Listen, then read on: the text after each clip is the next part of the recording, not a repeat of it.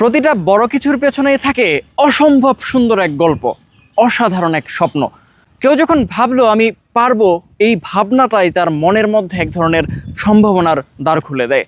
স্বপ্ন যখন চোখে এসে ধরা দেয় তখন মনে হয় ইনশাল্লাহ সবকিছু সম্ভব। কিন্তু বাস্তবতা বলে সেই স্বপ্ন ছুঁতে তোমাকে পাড়ি দিতে হবে নানান চড়াই উতরাই। তোমার পথ আগলে দাঁড়াবে নানান ধরনের সংকট, নানান ধরনের প্রতিবন্ধকতা।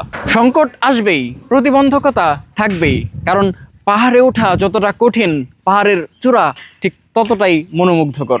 যেই তুমি নিজেকে নিজে অনুপ্রাণিত করো তখন তোমার সামনে এসে ধরা দেয় সাফল্য। সাফল্য মানে শুধু গন্তব্যে পৌঁছা নয়, বরং সেই পথ চলার গল্প, যেখানে তুমি কেঁদেছ, লড়েছ, বারবার ভেঙে পড়েছ এবং বারবার উঠে দাঁড়িয়েছ। তাই স্বপ্ন দেখো, সাহস রাখো, তুমি পারবেই। তোমার ভেতরে লুকিয়ে আছে অসীম সম্ভাবনা। আর মনে রেখো, তোমার আজকের লড়াই আগামীকালের সাফল্যের উদাহরণ হবে।